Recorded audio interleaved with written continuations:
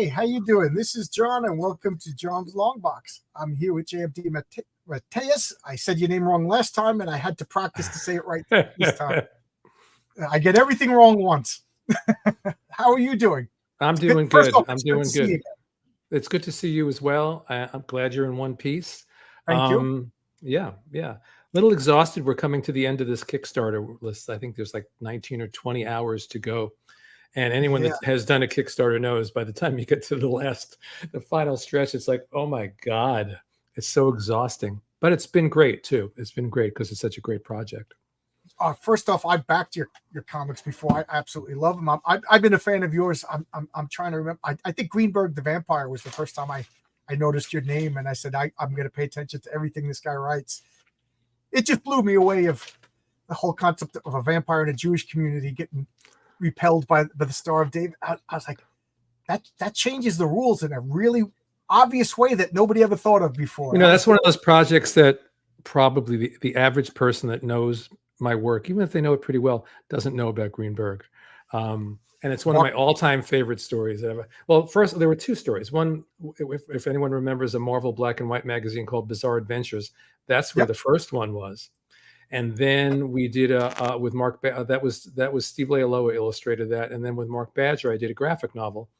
And maybe about 6-7 years ago, Marvel finally collected them both together. So there's a volume out there with the original black and white Lealoa story and the full color graphic novel. And loved. I would do another Greenberg tomorrow if they asked me. No one's going to ask me, but I would do it tomorrow. I'd ask you, but that wouldn't even get you a cup of coffee. Yeah, the main character is sort of like he's sort of like Stephen King meets J.D. Salinger. He's a Jewish horror writer. He lives in the Dakota. He lives a very cloistered life, but the reason he lives this cloistered life, what we don't know, is that he's a vampire, and he lives with his nephew and his girlfriend, who was the vampire that turned him into one, and he's got a brother who owns a kosher butcher shop who supplies him in blood. And so it's brilliant. I love that idea. And an old Jewish mother who can't quite figure this all out. Yeah. And it's horror comedy. The horror is very serious, but there's a lot. In a way, I thinking about it as we talk about it, it was a great rehearsal for JLI, because the humor just came out of the characters. It wasn't like, oh, we're being funny. The humor came from the interactions, the normal interactions of these characters. But the story itself, we took seriously. It was just told with some humor. Now I got to ask, because you famously did funnier comics with the JLA with you and Keith Giffen, and me being a kid at the time, I always thought of Keith as the funny guy and you as the more serious spiritual guy. Now I realized I was probably 100% wrong with that aspect. How did that work? Well, it's true, because I tend on my own, I tended to lean definitely more into the more serious, but I always had that humor, as Greenberg attests, Right. And people talk about Moonshadow like it's some great serious philosophical work, and there's a lot of serious stuff in there, but there's a lot of goofy, funny stuff in Moonshadow also. But yes, a lot of whimsy. That's the perfect word. The thing with Keith was working with Keith, because everything that Keith had was saturated with humor. It just gave me permission to unlock the goofy part of my brain and just let it spill out completely in a way it never had before. I had permission to be a complete idiot, and it was so much fun. That's funny. I love the way you put that. Yeah. Thank you, Marcus. Yeah, Marcus, he talks about your run a lot. He's a big super fan of your work. I'm a big super fan, and we were talking before we went live. I was just talking with Mark Miller, and he mentioned Greenberg the Vampire. He said, that's great. That's one of his favorite comics of all time. So maybe he'll pay you to write another one, because Dwayne McDuffie, the late great Dwayne McDuffie, loved Greenberg also, and his one-liner was something like, Dracula meets Portnoy's Complaint. It was something like that, which was a great one-liner. Dracula meets Woody Allen, kind of. Yeah, there's a lot of Woody Allen in there too, for sure. But there's just a lot of Brooklyn in there. I grew up in Brooklyn, and there's a lot of Brooklyn in there. Perfect segue. Last time you were on, you mentioned Brooklyn Dreams, and I was really embarrassed because I consider myself a super fan of yours, and I missed it. You know, I'm not omniscient. So I went out and I got all 4 of these. These were That's the original edition. Yeah. Yeah. Oh, There've been multiple editions I'm a since freak then. like that. I'm not. I got to get the original editions and everything. You know, I got the collected edition because I know you would probably make money And off. there's going to be a new collected edition next year from Dark Horse as well. Yeah. Oh, cool. I also bought the hardcovers of Abadazad. You know, cool. Yeah, I got the original cross-gen comics, and that's a whole company that I blinked and I missed it. I was in college then, so I missed all that. Yeah, anyway. I worked for them and I blinked and I missed it. That's funny. I got to say, is this your most autobiographical work? Oh, because yeah. I thought Seekers was until I read this. No, this is Seekers is not directly autobiographical. It's maybe thematically autobiographical, but not directly. Whereas Brooklyn Dreams is directly. I changed the names to protect the innocent, but everything in that book is exactly what happened. You know, at least through the filter of my own memories. Yeah. So, do you ever keep in touch with Annie?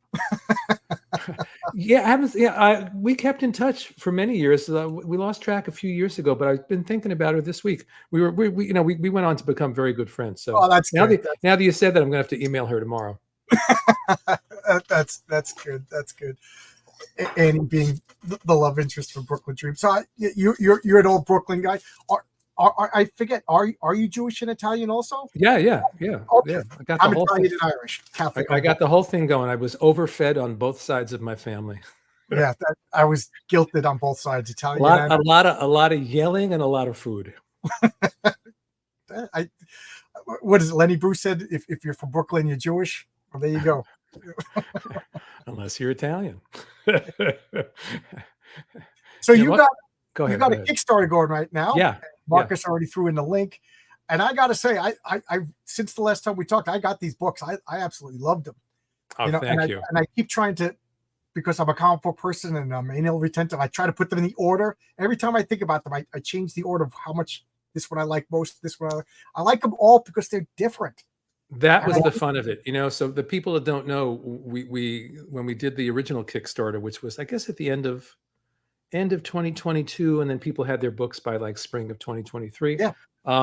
We launched 4 new books, 4 different genres, 4 different artists, and then at the end we slipped in a 5th bonus book as well.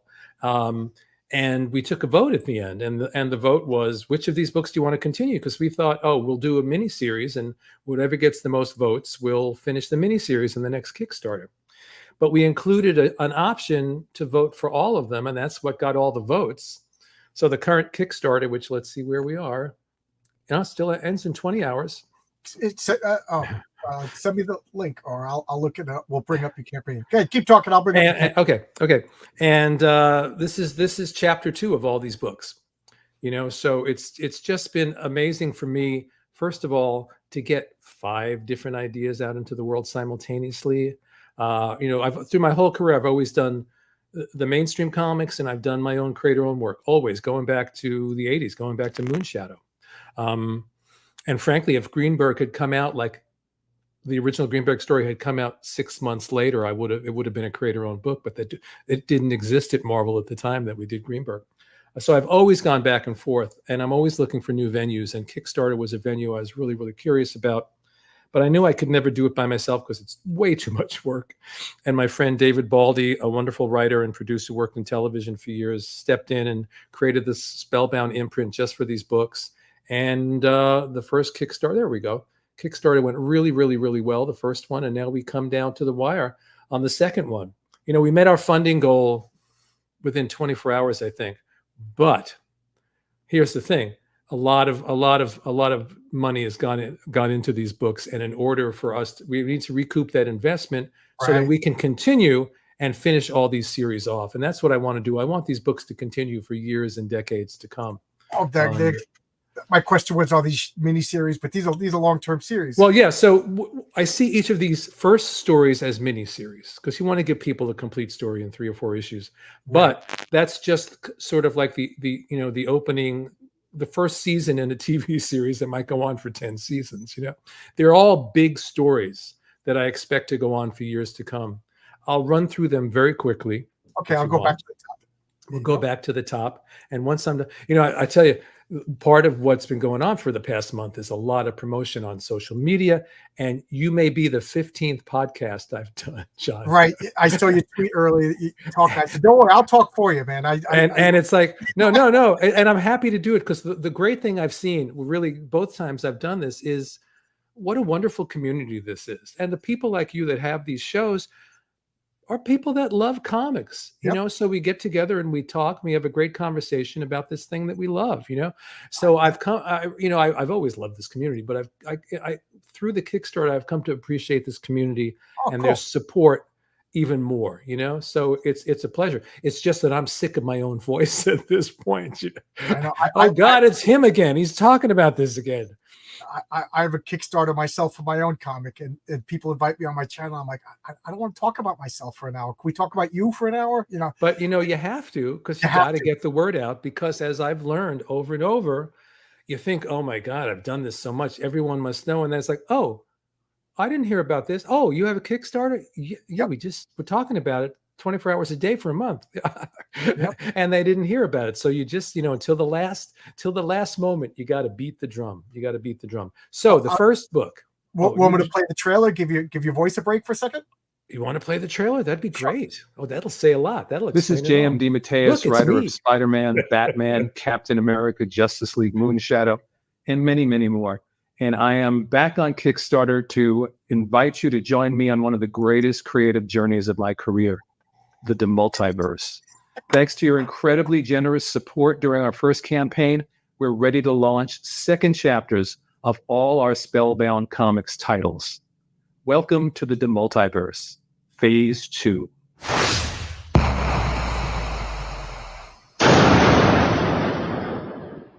First up is Layla in the Lands of After. The great Sean McManus, best known for his work on Sandman, Swamp Thing, and more, returns to illustrate our second issue. When we last saw Layla, she had been hit by a car and separated from her body, awakening in the mysterious world called the Lands of After. Can Layla get back to her home and the people she loves before the window between worlds closes? Not if the loathsome lower life forms get their way. Next is Wisdom.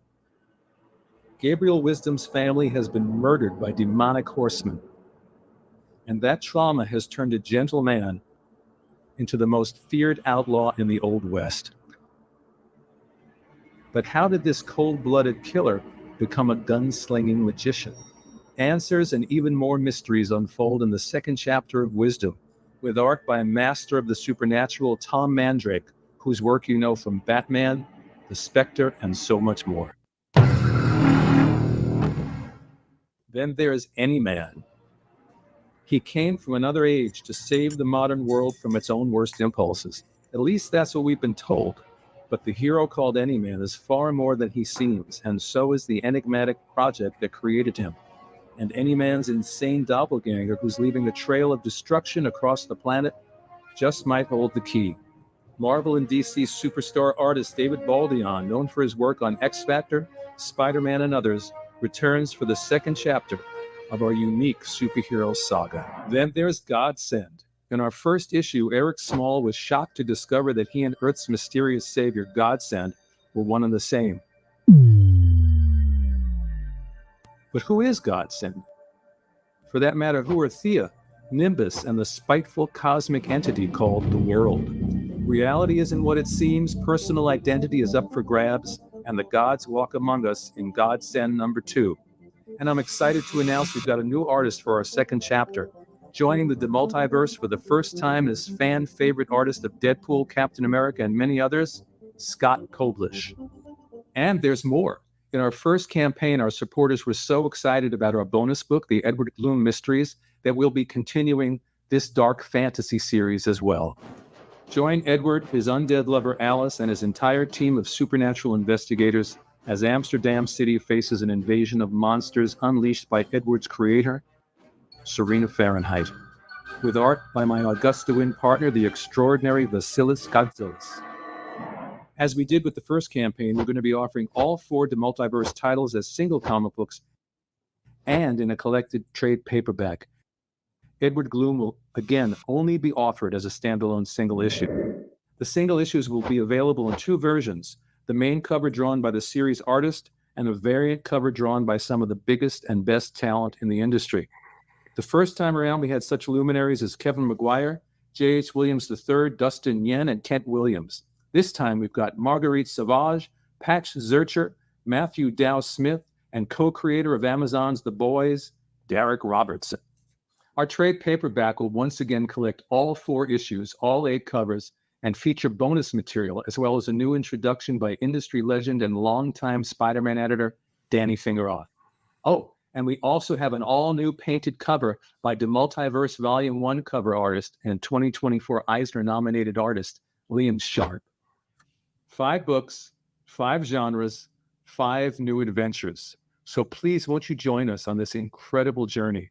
The success of the deMultiverse depends on our supporters. We literally couldn't do it without you. Thank you so much. Night, Mom. Awesome. I mean, I already This read is JM DeMatteis. Oh, That was our little outtake. oh, you totally fooled me. Hook, line, and sinker. You got me with that one. What's funny is, everyone has trouble pronouncing my name. And the first take that we did of this video, I mispronounced my own name. Anyway, so that was great. That saved me so much trouble. Yeah, It explains it better than I ever could. But I want to add, it's really important for people to know, if you haven't read the first issues, they're all available as add-ons as part of this campaign. So you don't have to walk in blind. You can have everything. You can buy the first trade paperback or the singles, whatever you want. So that's the deMultiverse. I should have taken that video along with me wherever I went. Yeah, I'm trying to help.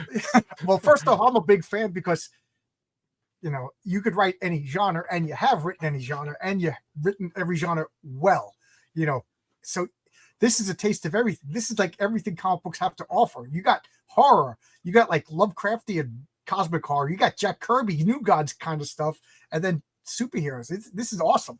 I really, really liked it.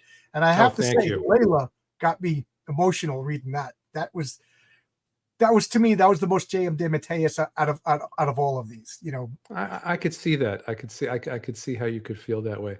And we ended all the first issues with a big hook, right. And I think we've ended all the second issues with a big hook because we want to get people excited and bring them back. So that's the deMultiverse. Like I said, 20 hours to go. If anyone out there, if you've enjoyed my work over these years, then please come along on this ride so that we can be assured that these books will continue in one form or another. We intend to continue them. And I want to tell these stories because, as we said a few minutes ago, these are all big stories. I mean, when I look at Wisdom, and Wisdom is like, in my mind, it's Lord of the Rings in the Old West. In Godsend, there are so many characters that I have yet to introduce. Layla, lands of after. It's multiple lands. It's multiple journeys. And Any Man is a big story that takes place over the course of 60 years. So these are big stories.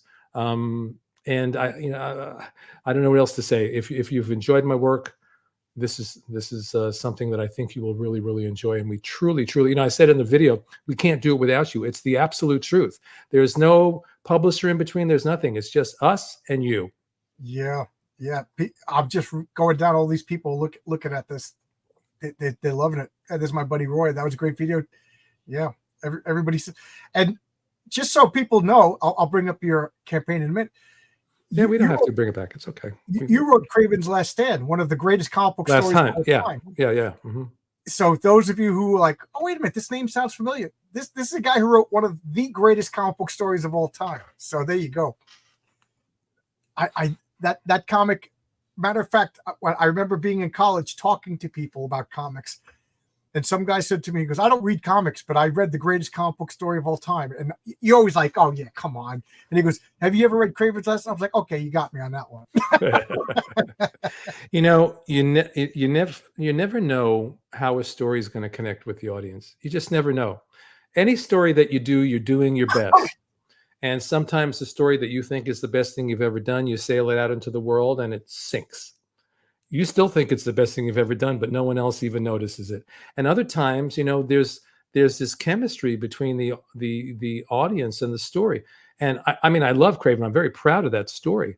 But the success that it's had, I don't know. You know, it's a magic between the readers and the story.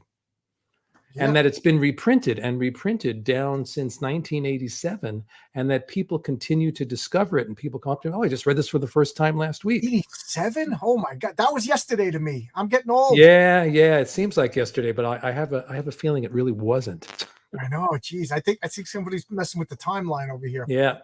Tony wants to know: was it your decision to kill off Kraven? It was Kraven's decision. And I know that sounds No, I know exactly. disingenuous, but it's the truth. You let the stories and the characters lead you where they want to go. And that was sort of like we were on this train track, and that was Kraven's decision to end his life, not mine. When the story's really working, it's out of my hands. Yeah, Vermin. Yes, Vermin is a favorite character of mine. And in Kraven's Last Hunt, we really brought him to the fore. One of the fun things about doing the Ben Reilly series that David Baldion and I did a couple of years ago is I got to bring back Edward Whalen, who was who was Vermin. Vermin Kraven. It's get them mixed up in my head. I know. It's funny when you step back and you listen to us talking about these costume crazy characters and stuff, and you're like, yeah, I can see why the jocks picked on us in high school. But as a writer, and certainly I think as a reader as well, there's reality. I believe in these. They're not characters to me. They have to become three-dimensional flesh and blood people if you're going to really write the story the right way. If you think you're just messing around with some characters, then you're not writing the story you should be writing. Peter Parker and Ben Reilly, in some ways, are two of my closest friends because I know them so well after writing these guys for so many years. Oh, wow. That is awesome. That is great. Yeah. Do you think it diminished the story that they brought back Kraven? No, I mean, what did it take? 20-something years for him to come back? Again, in comics, that's like 100 million lifetimes. Yeah. So that he stayed dead for as long as he did was an amazing thing. And as I recall the story where they brought him back, they did it. It was a very well done story. So, it's comics. There's two things going on when you write the death of a character. Somewhere in the back of your head, you know that at some point, somebody's bringing this character back. You just know it. But you can't pay attention to that because when you write that story, you really have to believe with all your heart and soul that this is the end and these characters will never be seen again. You have to in order to make it psychologically and emotionally convincing. Yeah, that used to be the thing. Nobody stays dead but Uncle Ben and Bucky, and now we can't even say that anymore. Now, right. So, are you going to write a story where Uncle Ben comes back? Oh yeah, I'm doing a 12-part Uncle Ben miniseries. He's a mutant. Yeah, right. That's right. His hand up through the grave, bullet holes in his body. Oh yeah. Did you like the Venture Brothers homage to Kraken to Kraven? I don't know what you're talking about. Oh, there's a cartoon. I know the cartoon exists, but I didn't know they did anything related to Kraven. I joke with people that the Venture Brothers, when they say, what is your target audience? My target audience is this Irish, Italian, Catholic kid from New York. He's 56 years old. He's in comics. Because it's like every reference, I'm like, oh my God, only I got that reference. Oh, it is. I just love it. So I just figured. Oh, so they did a little Kraven thing? Yeah, they did Kraven, Johnny Quest. These guys. Oh, that's great. They're exactly the same age as me. So it's like, it's everything that they do. I'm like pointing to my wife, and she's 3 years younger than me, and she doesn't even get the references. I'm like, it has to be. And I looked them up. They're exact same age as me. That's interesting. Sometimes and it's not just the age; it's the particular culture that you grew up in. Yeah, yeah. Comic book. My wife wasn't into comics and punk rock and stuff like that, so she misses some of the references. It's a lot of fun. I might as well ask you now: is music a part? I know a lot of writers listen to specific music or anything like that become part of their writing. Anything like that with you? Well, I am a musician and a singer and a songwriter, and have been for years. I mean, before I was ever doing comics, I was playing in bands, and and still write and still play. Should have realized it. He's in a band. He plays guitar. That's right. But in terms of when I'm writing, someone else asked me this recently. When I'm writing, I generally can't listen to music. What I can listen to, I need like spacey ambient music. Floaty, backgroundy, weird, like cosmic kind of stuff floating around behind me. But anything with like a really constructed song with lyrics and vocals and a band happening and all that, it distracts me. And if I'd have to turn it off, it demands your attention. It does. And some people, it's like, crank up the rock and roll and let's write. I can't do that. It just completely distracts me. When I'm editing, it's a different thing. Once I've done the basic writing and I have to sit down and just do the editing, I can put on anything I want. But when I'm actually writing, it's either like floaty ambient stuff. Yeah, lyrics can get in the way, exactly. Yeah. Oh, I missed that comment. Sorry. Oh, I'll put it back. Ambient sound, face, just commenting about the ambient music. Yeah. That's good. I can have that there. And even that, what happens is you completely tune it out because you're completely in the story, so you're not even listening to that. Yeah, I could see that. Because I like I said, I got one comic on Kickstarter now, and when I'm writing scripts, I can't have TV on, I can't have music on. It has to be complete silence because I'm easily distracted. I'm like a little kid. Oh look. I even have to clean up before I start writing because if there's a mess, I'm going to start writing and I'm thinking about that mess over there. Now I got to put that over. Well, that's also, I mean, that is the writer's tradition, right? You have to find as many things you can do to avoid writing before you actually sit down and write. To take it, soundtracks, right? I can see occasionally I do listen to soundtracks. If I'm in a certain mode, if I'm working on a Batman story or something, I may want a Batman soundtrack, but even that, a little bit, and then I got to turn it off. It might get me in the mood, but then I need to turn it off because it's too distracting. But I understand why soundtracks or maybe even classical music could work. I prefer the floaty ambient because it's almost so subtle that you don't even notice it. But I was talking about wasting time. It's because of wasting time that Kraven ended up in that story. I had a completely different villain in that story that I had created, a brand new villain. And this is back in the 80s. There was no internet to waste time with. So you had to waste time on your own. You had to really think about wasting time. You had to really commit to wasting time. Yeah, exactly. And I remember I had a stack of comics sitting in the corner of my office, and I was flipping through a Marvel Universe handbook. And I came across the entry for Kraven the Hunter, a character I could have cared less about. I mean, it's just like, just never a character that registered for me. That I always thought it was one of the Spidey's dumbest villains. Oh, so that's why you killed him. No, that's not why I killed him. But I don't know if this was ever established in a story or whoever wrote the Marvel Universe handbook entry wrote that Kraven was from Russia. Yes. And I'm a big Dostoevsky guy, Brothers Karamazov, Crime and Punishment, The Idiot, all that stuff. So the Russian mind, the Russian soul resonates with me. And as soon as I read that, I swear to you, as soon as I read that, I was like, oh, I know who this guy is. Bang, he was in the story. The other villain, gone. And it became Kraven, and I became basically obsessed with Kraven and his psychology and his history and escaping from Tsarist Russia and all these things that shaped him and made him. So it's interesting. So it was through wasting time that Kraven stepped into that story. Did you ever use the other villain that you were going to use? No, never. And I couldn't even tell you two things about him other than he was sort of like a little Hugo Strange-ish, like the Batman villain Hugo had a little bit of that flavor. He was not a costume villain. He was more of an intellect who wanted to test and probe Spider-Man and then prove himself by taking the costume and taking over and all that. Wow, but it worked out so much better with Kraven. All these, we call them like happy accidents, but I wrote about this in one of the introductions to one of the Kraven editions. I really believe that this, I said before, that you have to follow the characters. The stories themselves have lives of their own. They have their own timing. And so what seems like an accident, Kraven, what? Oh, well, the story knew all along that Kraven was going to be in that story. I didn't, but the story did. It knew every little piece that had to come together because I had tried that story out in different forms and pitched it and got turned down. And suddenly it all came together. And it took some years for it all to come together with the right characters at the right time. Even the fact that when we did the story in Spider-Man, he'd just gotten married. That added so much emotional depth and texture to Peter's journey in the story. He had the black costume. Story still would have worked if he didn't, but the black costume really added to the mood and the tone of that story. Yeah. Tell me about all these little accidents. All these little accidents. Yeah. So I got to ask you that. How do you feel about like that? The magical annulment of Spider-Man and Mary Jane.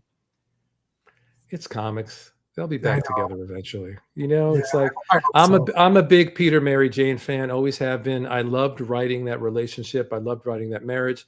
Last year, I did a series called The Lost Hunt, and it was about when Peter and Mary Jane went off, the period when they were living in Portland, and Mary Jane was pregnant, and Peter had lost his powers. And it was so great to write that relationship again. They have a phenomenal relationship. You know, two equals. You know, a really good marriage, and I love writing those characters. Loved it. Yeah, Peter. It's funny because he's supposed to be like the nerd guy. Peter had some excellent girlfriends. Yes, he did very well for himself, He did didn't he? very well for himself. And I was just looking at a Spider-Man Annual 16, the first appearance of Captain Marvel, and it had a list of all of Peter's girlfriends. I'm just like, how am I? Is this guy supposed to be the nerd, man?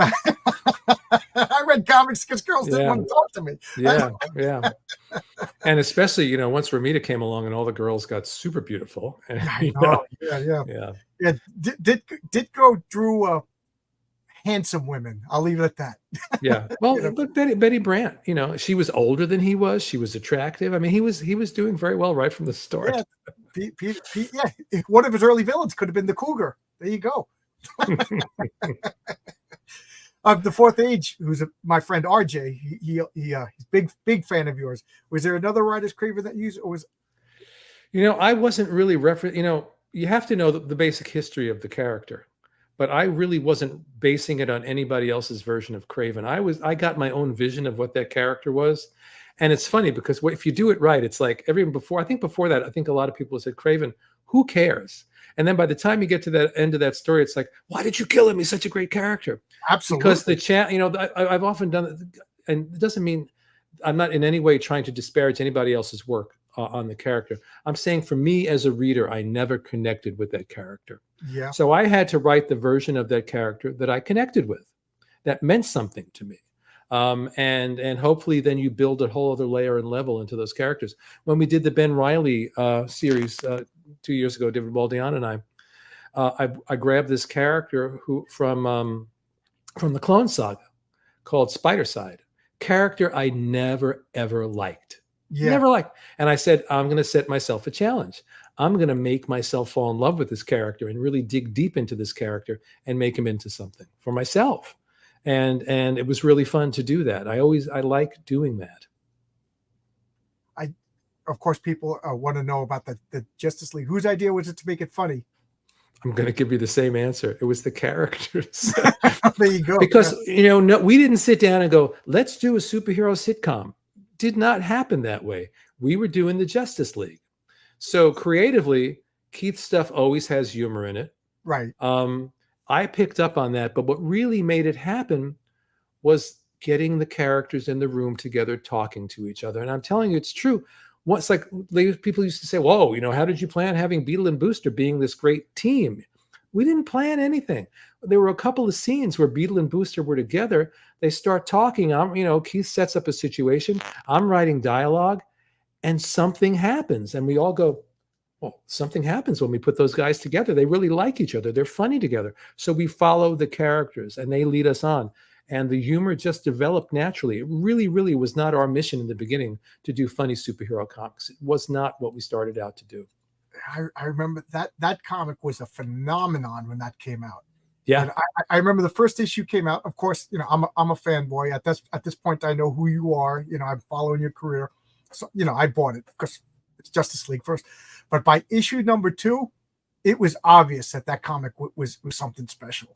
Yeah, it was a big deal. I remember we didn't know. We had no clue. No, honestly, you can never know. You know, when you're working on a story, your only responsibility is to do the best that you can.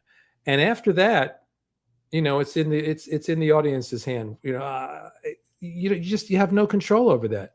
So, you know, Keith used to say, oh, we all thought we were going to get fired. The book was going to bomb. That's not how I felt, but I certainly didn't think it was going to be a great success. I didn't know what it was going to be. And when it took off, we were all surprised. And before you knew it, we were sort of like a whole section of DC kind of holding up the company there, because we had Justice League Europe, Justice League Quarterly. I was doing spinoffs with Dr. Fate and Martian Manhunter and Mr. Miracle and God knows what else. I mean, for 5 years, Justice League and its spinoffs were like probably 80% of the work that I did. I remember me and my friends, we got a house in the Hamptons, and bunch of kids for the first time living away from home, and I remember reading a stack of your Dr. Fate comics. I was working nights, coming home at 4 o'clock in the morning, having a beer and just reading Dr. Fate. And at this point I was way into Jack Kerouac. I was reading like a lot of beat poetry, and I was just like, this is awesome. This is just like something that I just needed at the right time. It was more than just, this is going to sound mean, than Captain America throwing his mighty shield. There was like I said, there was always like a spiritual yearning in your comics that just, well, sometimes when you're lucky, you find a vehicle in a story where you can express everything you're thinking about and feeling about yourself, about life, about the universe. And the great thing about comics in the 80s too is that you could do that on characters that they owned.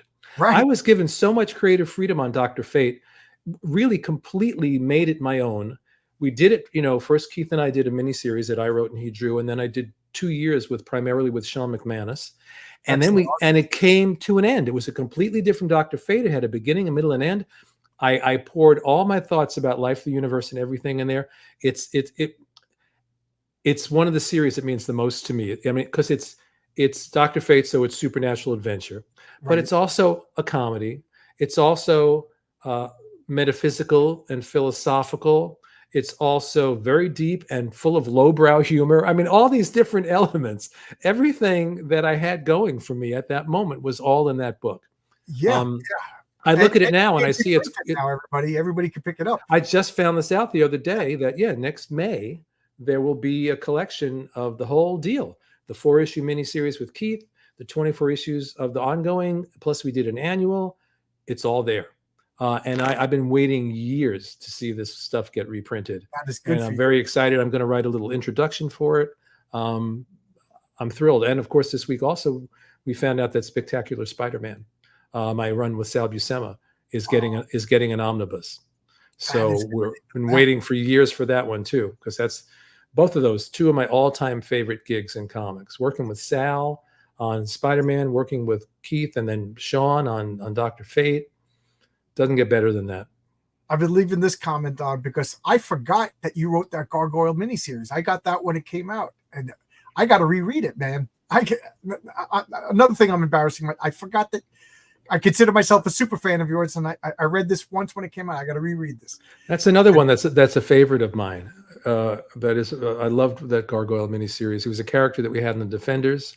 And Mark Badger and I did this 4-issue miniseries at Marvel, I guess it must be the mid 80s.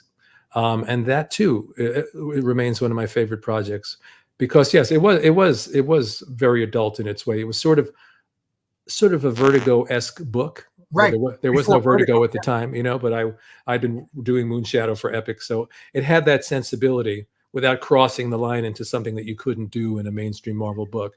But yeah, it's a series that I'm very proud of. And Badger did beautiful, beautiful work on that artwork. Right. I remember if I remember correctly, he was like an 89-year-old man who became a super being, and he dealt with a lot of being an old man. He was an old man trapped in this gargoyle's body. And the miniseries was really about his whole history. He went back to his experiences in World War I. And then there's a whole thing about pagan religion versus Christianity. And there's a whole crazy thing going on. It's a really, really interesting series. Yeah. See, now that I'm an old gargoyle, I got to go and reread it. It's funny. That's what made the character interesting to me, is because I don't think you didn't really ever see in a comic book a superhero protagonist who's an old man. Right. It really was different. Yeah. And he was such an interesting, I loved Isaac Christians was his name. Wonderful character. Loved writing that character. Another one of those characters that if I had the opportunity, I would write him again in a heartbeat. Is there a continuation of Moonshadow on the horizon? A continuation? No, there will be a new edition next year from Dark Horse. Dark Horse in 2019, I believe, did a beautiful hardcover collection that got nominated for an Eisner. And we're going to do a trade paperback version of that next year. Yeah. Yeah. Thank you, Tony. I appreciate that. Yeah. Fourth Age, he talks a lot about your comic is a big inspiration on the comics that he's working. He has a comic called Thomas Valiant right now, and he's working with Don Chin, and they're using your comic as a model. Well, that's great. And that's what we all do. We're all building on each other. We take our favorite work into our hearts, and then we filter it through our own personality and our own experiences, and we create something new. That's great. Yep. Marcus wants to know, do you write full script or do you write Marvel method? Both. Like in the DeMultiverse books, Godsend and Wisdom were done full script, and Layla and Anyman were done Marvel style. But I have to clarify for people, because some people have a very warped idea of what Marvel style is. They hear stories about Stan Lee and Jack Kirby, and Stan goes, let's bring back Dr. Doom. And Kirby goes off and creates a 4-issue masterpiece, which then Stan, give credit where credit's due, dialogues brilliantly and brings whole other levels and layers to the story. But that is not Marvel method. The plots that I write are very tight, page by page, panel by panel, usually camera angles, suggested dialogue, the themes, everything. It's all in there. The beauty of it is that before you do the final draft of that script, you get all the art back. So you can react to the art. So if that's, maybe there's that sequence that you thought would need no words, and you realize, oh, I need to put some dialogue in here to clarify this or to move this, or that sequence, and I always tell this story, but it's my favorite story to tell about this. Spectacular Spider-Man 200, The Death of Harry Osborn. I write this sequence at the end in this very tight plot for Sal, one of the greatest visual storytellers in the history of comics. And I'm thinking, I'm going to have to really sell this. I'm going to have to get out the violins and schmaltz this up. Harry's dying, and I get Sal's art back. And if you look at the book, the last 3 pages, there's not a single word on it, because everything I asked for in the plot was there. Every emotion, every minor thing, it was all there. And I actually started to write something, and I went, no, let it be. The art said everything. But that's the beauty of Marvel style, because you're interacting, or maybe there's an expression on a character's face that you didn't expect, and that might bring you to add some different dialogue than you expected. Or the plot point I thought I was going to put in those first 8 pages, it's not going to fit there. Maybe I can move this piece of the story over here. And sometimes I come up with something in the dialogue stage that's new to the story that wasn't even in my plot. So you get to play with the story. It's like I get to collaborate with myself. But I also love writing full script. And for those, are there any artists that you just love to work with over other? I mean, I'm not telling you to throw anybody under the bus, but are there guys like you would jump at the chance to work with tomorrow because you just gelled so well? That I haven't worked with, or that I have worked with? Oh, either one. Because I am so lucky in that I have worked with. I mean, I would have to spend an hour listing names of the extraordinary collaborators that I have had. Well, just the guys you got on this Kickstarter. Just the guys on the Kickstarter, I know. And then you go back through my career, and from Mike Zeck and Sal Buscema and John J. Muth and Kent Williams and on and on. I mean, that's 4 names out of 140. You got such good artists, man. It's yeah. But like I said, the same thing on this Kickstarter. Tom Mandrake, I've loved his work for years, and we've done a couple of little things together along the way, but we've never done a big project. So what a thrill to be working with him. Sean and I go all the way back to Dr. Fate. Yep. You're not going to find a better visual storyteller than Sean McManus, and he's one of those guys that some people, as time goes by, their style sort of gets stuck in a place, and that's it. And you can see they're not going to grow. Sean continues to grow. He's doing the best work of his career right now. You just have to look at Layla to know that. I love Sean's work. Matthew Dow Smith did the first issue of Godsend. He wasn't able to come back for the second, but Matt's got a really unique style. Love working with him. Scott Koblish came in. Never worked with Scott before. That was great. That was a thrill. David Baldion and I worked together on Ben Reilly. I grabbed him as fast as I could to get him onto Anyman because he's so talented. And that's just, and Liam Sharp. Liam and I worked on Man-Thing in the 90s at Marvel. And one of the greatest collaborations I've ever had. And we got him to do these covers for the trade paperbacks. And then I should mention, I forgot, who's doing the variant covers for these books. Did I mention them here in the video? It was in the video. Oh, I did. Okay, it's in the video. I don't have to mention it. Okay. Now, are you at the point now you could just, I want to work with, Phil Moskowitz, and you could just call up and, hey, Phil Moskowitz, yes. It doesn't necessarily work that way. And sometimes, an artist and I connect and we're like, oh, let's do this. Yeah. We put together something for Marvel and we pitch it to them and they say no. So, there's never a golden ticket. Not for me anyway, that it's also, I can just speak the magic words and all the doors open. No, I'm still a freelancer out here in the trenches, just doing my best to get my projects out there. I mean, I have a Kickstarter also. I'm doing my comic Heroic Tales. You're doing. How do you find this? Is this the future of comics? Is this a stopgap measure? Is this a transitionary period? I'm always curious about this because I'm doing it too. I don't think it's the future of comics. I think it's a future of comics. Okay. I mean, you're seeing it started, it was just creators doing this. And now you're seeing, actual publishers that are regular established publishers doing their own Kickstarters, which always makes me scratch my head a little bit. You're a publisher, you have the money. What do you, I know, but I think the market is so kind of unstable right now that people are looking for any way to get the work out there and make sure that people get paid and have some ground under their feet. But yeah, what I love is just that thing of like, it's just me and you guys. Like I said in the video, literally can't do it without you. Without the support of the readers, this will not exist. And there's nobody else in between. There's no middleman. It's just us and you.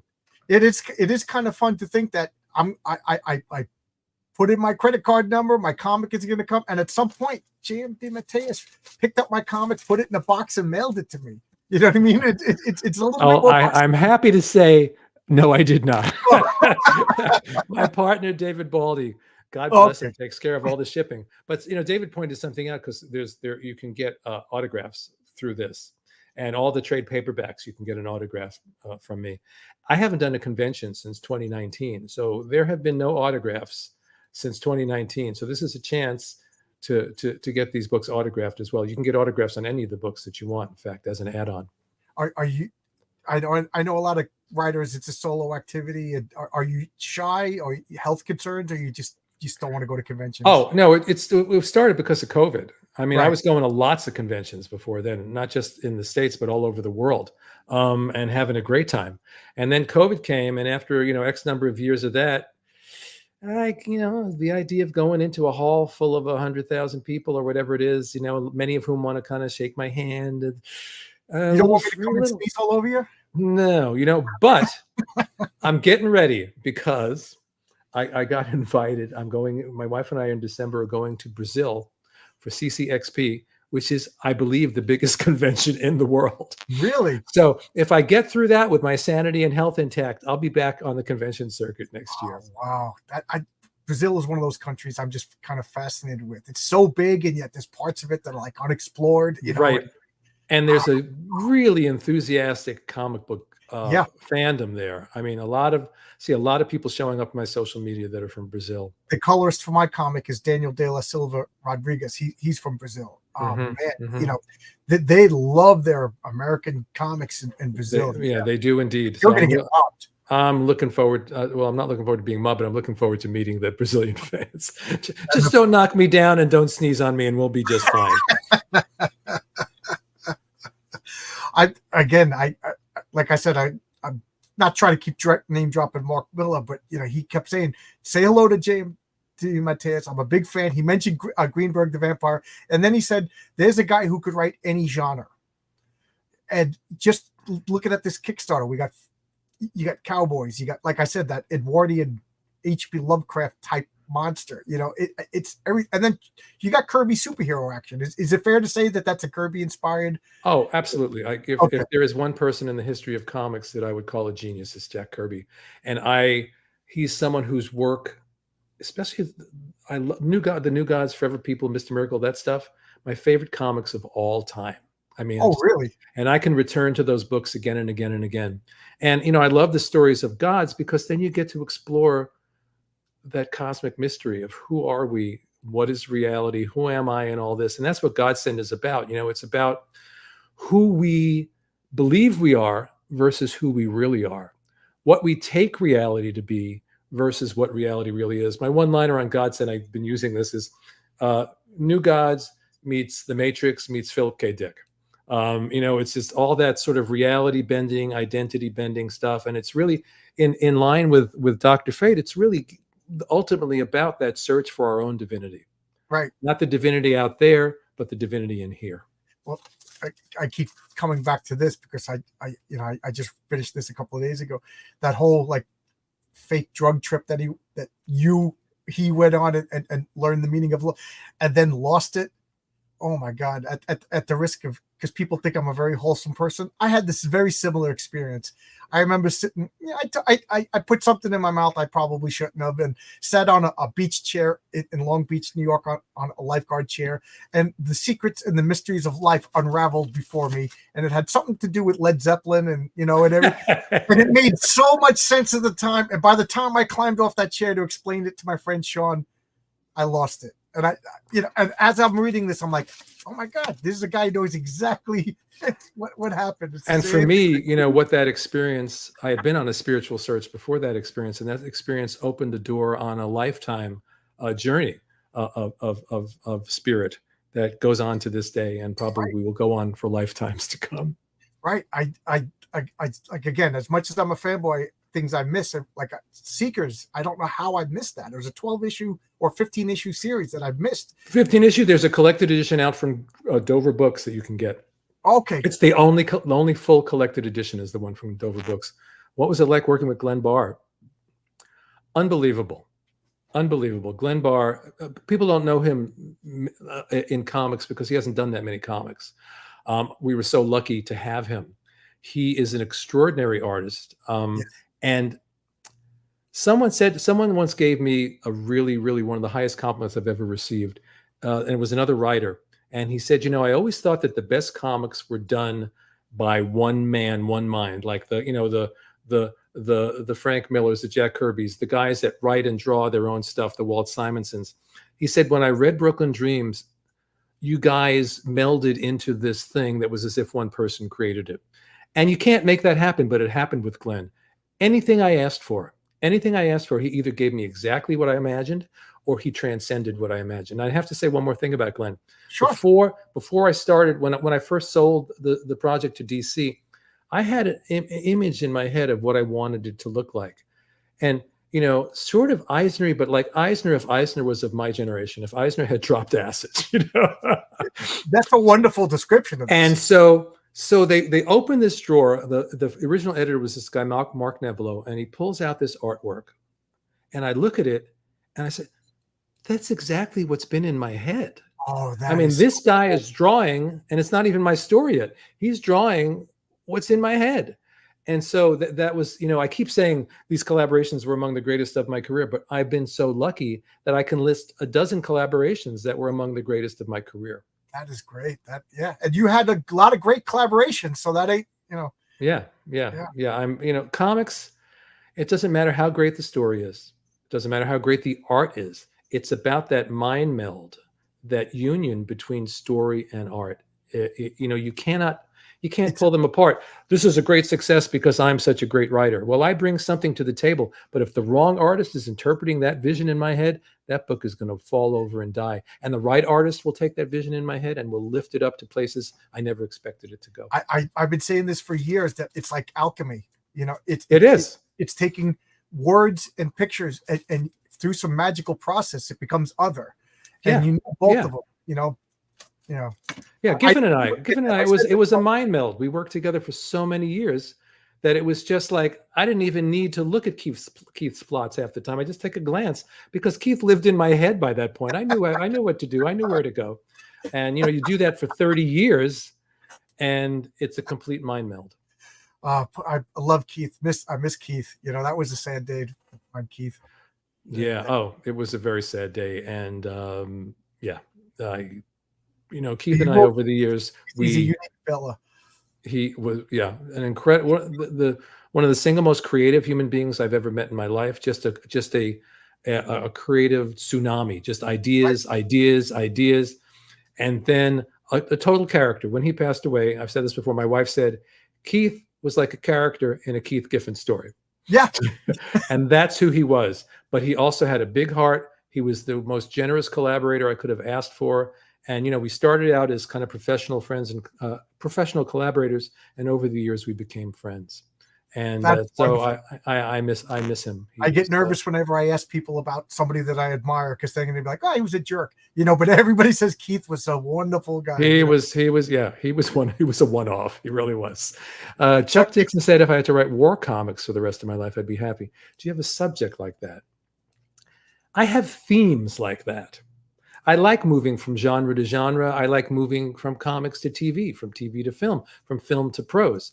But what it is for me, it's I keep revisiting a lot of the same themes, a lot of the things that we've been talking about. The quest for personal identity, whether it's psychological identity or Yes. your spiritual identity, your cosmic identity, the quest to understand what reality is. Is there a God? Is there not? Why are we here? What does this mean?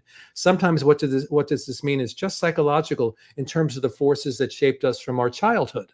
There's a million stories there, but sometimes it's the spiritual thing. And sometimes in the best stories, it's the fusion of both those things.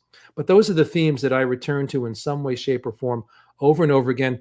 And of course, you don't set out knowing what your themes are. You kind of look back. I remember after being in the business for a few years, and I said, there's a lot of people working out issues with their fathers in the stories, or, a lot of stuff about family and dysfunction. We're all working our stuff out. As writers, first and foremost, I'm writing for me.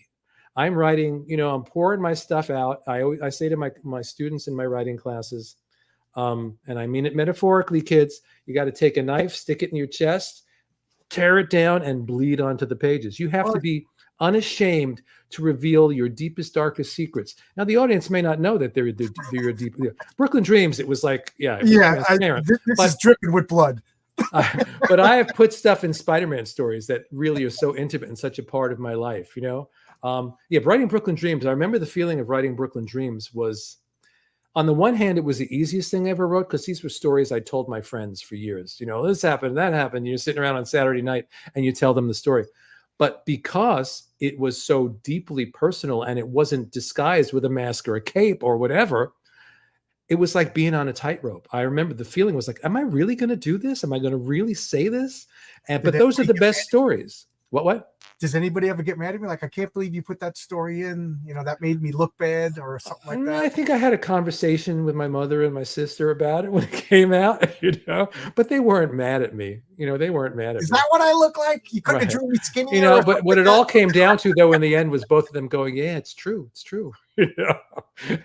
It's true. My father was gone by then. I don't know if I could have written it in the way that I did if my father had still been around. Someone had an interesting question a minute ago. I wanted to continue. A couple of questions. Was it your idea to punch Guy Gardner? No, that came right from Keith. That was Keith's idea, but there was something before that. Maybe it's back. Lost. Okay. I bought all the comics. What was it like working with Jim Shooter? That wasn't the question either. But no, Jim was. I talk about my early days in comics as being comic book college for me.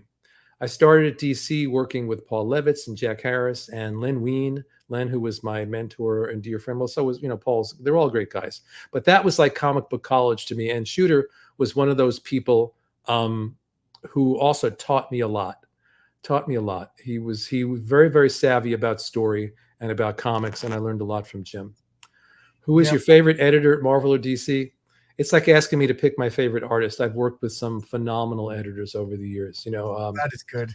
Karen Berger is one of my oldest, dearest friends. Karen and I were friends before either one of us worked in comics. She was Karen Berger is one of the most important people in comics that the average person hasn't heard about. I'm a huge fan of hers. Yes, she is. She was just here 2 weeks ago visiting. We spent a wonderful weekend together, our families, and we had a great time. But she's one of my, aside from our comic book business connections, she's one of my oldest and dearest friends. Period. And it's one of my great. I take great pride because I had just started working at DC, selling my first stories, and Karen had just gotten out of Brooklyn College with a journalism degree, and she was looking for a job. And one day I was talking to Paul Levitz, and he said, "I'm looking for an assistant." I said, "I have this friend. She's really smart. She just got out of Brooklyn College, got a journalism degree. Well, send her up. Sent her up. She met Paul. They hit it off, and the rest is literally comic book history. And I take great pride in that. Not that I didn't make her career; she made her own career. All I did was open a door for her. All I did was open a door. But she could have been fired. She could have done comics for a year and gone on to something else. But she took that ball and she ran with it. And she changed comics for the better. Yeah, I say that there's like secret saints in comics, and one of them being Stan Lee, Jack Kirby, Will Eisner, of people who elevated the medium. There's a lot of people who just wrote good stories, and they're important too. But Karen Berger elevated the medium. Yes, absolutely. I don't know if this was the question, but that's not the question, but I'll read it. I like what I you like said. that You you said that connected you with were the character. connected with the character, not that you wanted to see yourself in the character. Right. And yet at the same time, this fusion happens between the writer and the character, and you're pouring. Peter Parker exists. He existed before me. He will continue to exist long after me. And yet each person that writes Peter Parker, it's like they have a jar of themselves that they pour into that character. And it changes that character. And the part of me that I poured into Peter will always be a part of him, because my stories, other writers have come and built on my version of Peter, just as I built on the versions of Peter that came to me. So it's I do pour myself into the character, and yet Peter is very much Peter and his own man. It's an interesting, magical, metaphysical fusion that happens between a writer and their characters.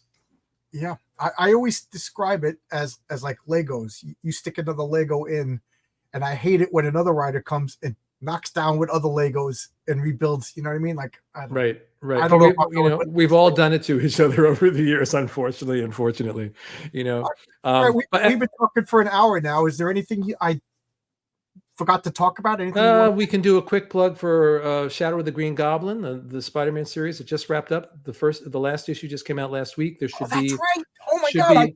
You're writing new stuff for Marvel, and I didn't even talk about it. Should be a collected edition out in a couple of months, I would think. Right now, coming out from DC, the first issue came out in July. Second issue will be out in a few weeks. Is the Robin Lives miniseries that I'm doing with Rick Leonardi. So it's great to be writing Batman again. I also just recently finished an episode of Cape Crusader for their second season, and all the deMultiverse stuff. And I'm working on a new novella. I have 2 novellas out there that you can find on Amazon. So lots of stuff happening. Let's see. I think how you put yourself into a long existing character is a very difficult tightrope to walk. It hasn't been difficult to me. You have to respect who the character is and who the character has been, and respect that history.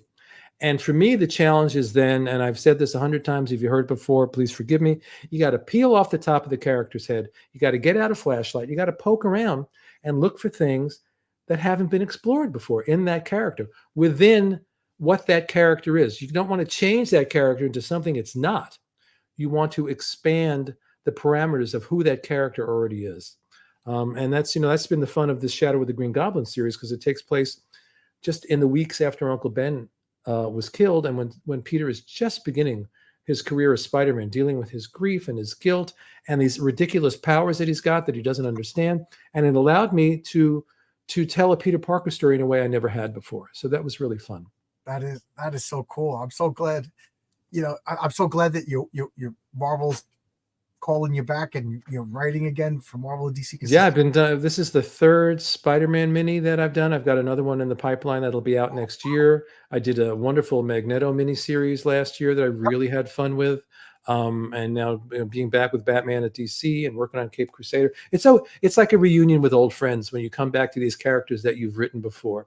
And then you have the characters that you haven't written, like in this Batman series, Jason Todd, who I've never written before. So it's like, let's see what's going on here with him. And suddenly you start digging through their psychology and their emotions, and you make a connection with that character. So that's been really fun too. Yeah, it's funny. I just assumed you wrote Jason Todd before. Never wrote Jason Todd before, ever. Yeah, Cam is one of my friends from the old comic book store, So I love that he's talking about reading comics with his kid. That's great. Reading comics as kids, Oh, that's my very son and sweet. I both love Shadow of the Green Goblin. He asked me why the regular Spider-Man book couldn't be written this well. Because it's not DeMatteis. That's why. There you go. Tell him that. Thank you. My son grew up a comic book fan. When he was little, I used to get everything for free from Marvel and DC. So of course, what did he get into? Manga. That became his passion so he used to go into Manhattan to this little Japanese bookstore and get him all the manga that he wanted. Well, that's normal. You want to rebel a little bit, make yourself your own. I mean, he read the other stuff too, but he really got hooked on the Japanese stuff. How cool is that when he went to school? Like, what does your father do for a living? My father's an electrician. My father writes Spider-Man. I mean, instantly he must have become the coolest kid in the class. That's funny. Yeah. It depends on your audience. Some people to this day would probably still go, what? But, luckily over the years, the general perception of what comics are has really changed and kind of made it into the mainstream. Right. you know, as sad as it is to see people like Keith and Don Perlin, who died recently, Another legend. I love Tom Perlin. you know, I'm seeing these obituaries in the New York Times. You know, that never happened. You know, maybe when Kirby passed away, I think it made the Times, but nobody else in comics was going to get into the New York Times. No one cared at the New York Times. And now, you know, people understand, I think, the importance of comics in a way that they never did before. And that's a good thing. I keep saying it's an American, you know, comic books are an American art form, like jazz, like baseball, you know what I mean? I hate the fact that they're diminishing and everybody's just fighting with each other. It really hurts my soul to see this.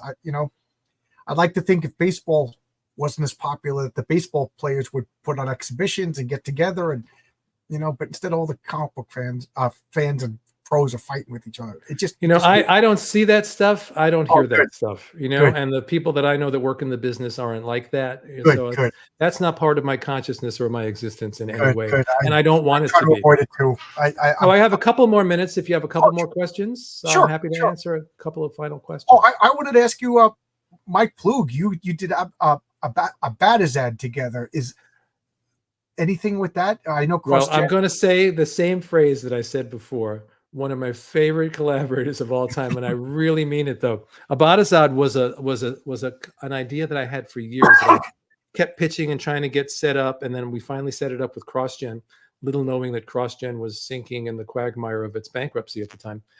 But they were the ones that put me together with Plug, and Mike and I, both as human beings and as creative beings, just hit it off. It was like magic, you know, and we did 4 issues of the Abadazad comic, 4 of the best things I've ever done. Only 3 got published because they went into bankruptcy. Yeah.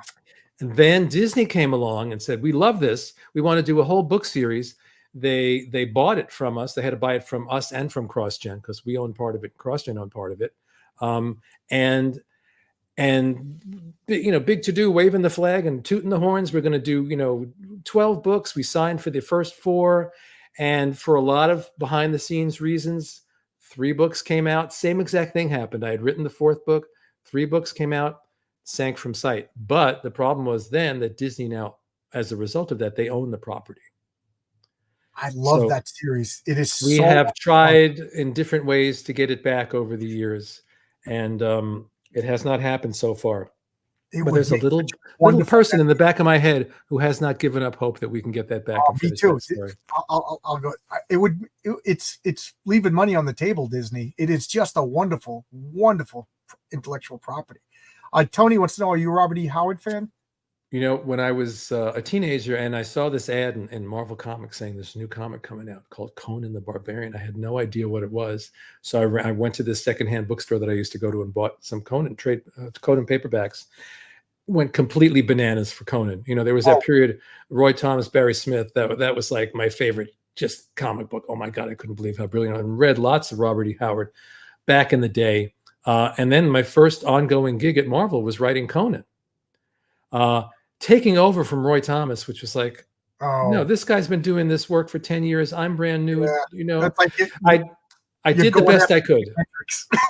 yeah. You know, and I'm gonna play scales, you know, or something. You know? and you know, I did the very best I could, but it was really difficult following, you know, 10 years of Roy Thomas.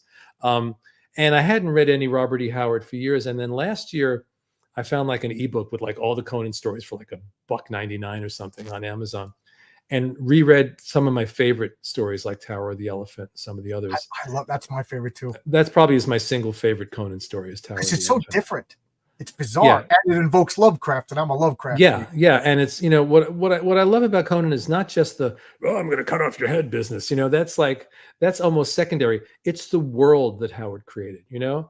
It's the feeling that you've stepped through some veil into some other time, another place, and it's utterly convincing, you know? It's utterly convincing. So I was back in the day a big Conan fan, and it still has a special place in my heart. So one more question. How's that?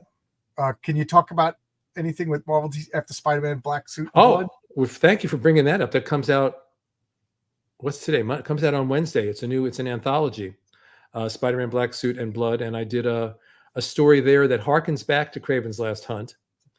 I completely forgot it was coming out. Thank you. Ham knows And everything about comics. As much as I there's this know, he knows more. there's a scene at the beginning of Kraven's Last Hunt where Spider-Man goes to the funeral of this guy Joe Face. He's a low-level crook that nobody could even care about, who had been an informant for Spider-Man over the years. It's a character I created when I was writing Marvel Team Up, and so I wanted to revisit that relationship.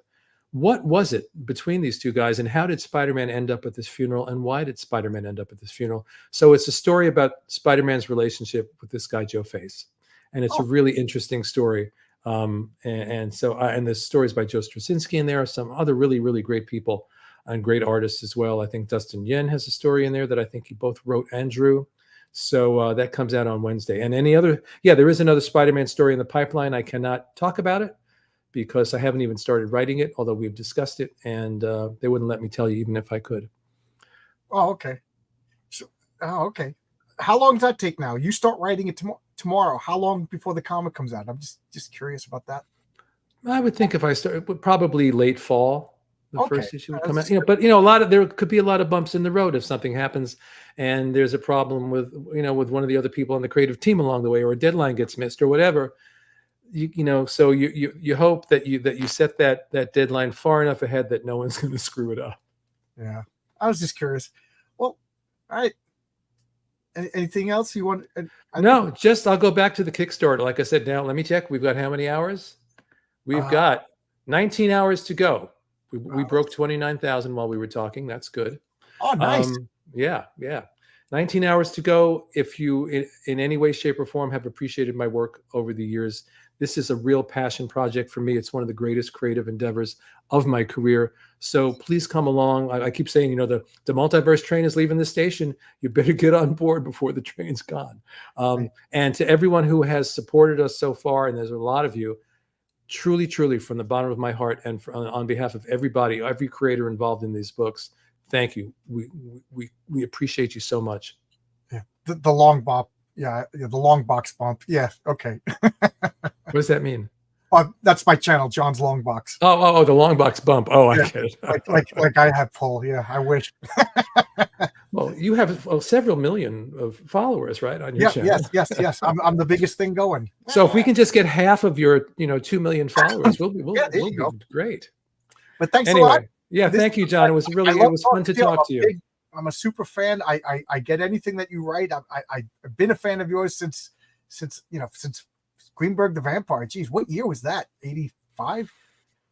I think it came. The black and white story came out. Geez, before that, but the graphic novel came out in 85 or 86. Yeah, that's because I got the Marvel graphic novel of it. Yeah. It just blew me away. It blew me away, and everybody's saying goodbye. I backed because of this interview. There you go. Thank you very much. Thank you. That's fantastic. But thanks a lot, everybody. Thank you, everybody. I hope to talk to you again in the future. Bye-bye, everyone. Bye.